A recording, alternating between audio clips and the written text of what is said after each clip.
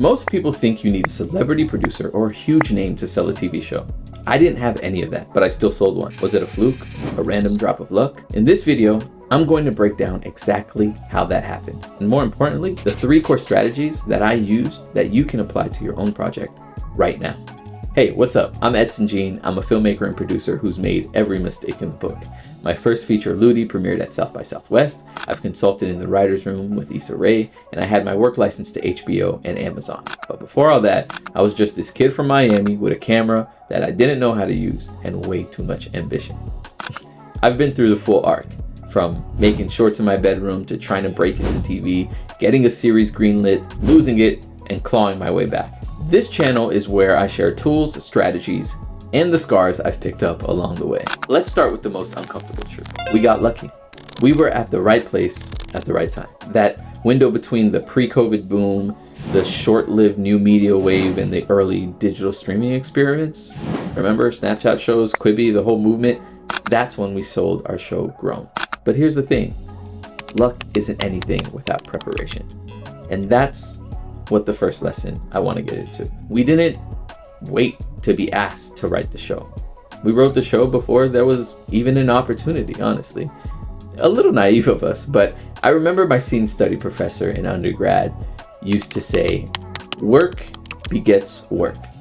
That stuck with me. We weren't staffed. We didn't have reps calling execs. We were just 2 hungry writers with no business thinking we could sell a series, but we knew our story, we knew our world, and we believed it mattered. So we wrote an entire 8-episode series, 30-minute episodes from scratch. No deadline, no producer, no guarantee that anybody would even read it, but we wrote it anyway. We made up fake deadlines, we held each other accountable, met up deep into the night, got stuck, pushed through, and got it done. And that's the first key I want to give you. Write before you're asked. If you wait until a competition or a grant comes around to start writing, you're already too late. We didn't have an idea, we had scripts ready. And because of that, when the opportunity showed up, we were already prepared to say yes. Second thing we did, we unknowingly built a full project package. We didn't call it that back then, but when I look at it in retrospect, that's what it was. After we finished the script, we decided to shoot a proof of concept, just a little snippet of one of the episodes. We thought maybe we'd use it to raise money or pitch the vibe of the show. So we grabbed a few friends, shot a sizzle reel, and cut together what would become a spec pilot. No budget, just hustle, a clear vision, and enough craft to get it across. We didn't know it at the time, but what we were doing was building a clear, story-first project package. It wasn't perfect, but it existed.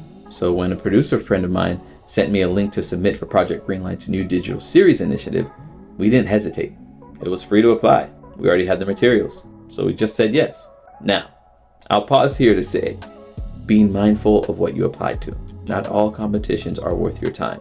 Some are straight up predatory, but this one wasn't, and we had nothing to lose. That brings me to the third key. We put ourselves out there. Even when we didn't feel ready. Imposter syndrome is real, I get it, and I know a lot of talented filmmakers who sit on brilliant ideas for years because they're waiting to feel ready. We didn't feel ready either, but we submitted, we wrote, and we won. Now here's where it gets wild. When we got on the Zoom call with the Project Greenlight team, they congratulated us and all that. Then we hit them with the curveball. We were like, hey, we wrote an entire series.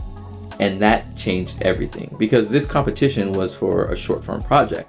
Now they read the scripts and realized it wasn't just a short form thing, and suddenly we were flying out to pitch the full show, 8 30-minute episodes.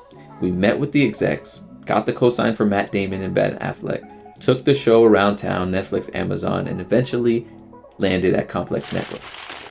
But let me be real, that part of the story is not even the point. The industry changes so fast. Those digital first opportunities might not exist in the same way today, but what hasn't changed are the principles.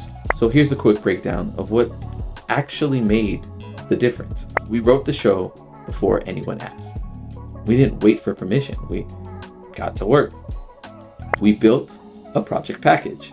Scripts, sizzles, spec. It wasn't perfect, but it was a real tangible thing. We took a chance and put it out there.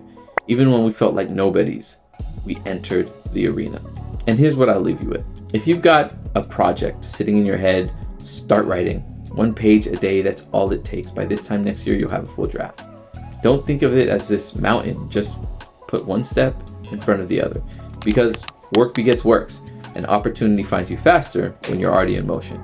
If you want to go deeper into how to actually build that project package, the right materials, how to structure them, how to pitch and position your work, click the link below. I built a free mini course for filmmakers who need that guidance, especially those of us doing this without the traditional pipeline. And if you're ready to start writing but feel stuck on story structure, watch this video right here.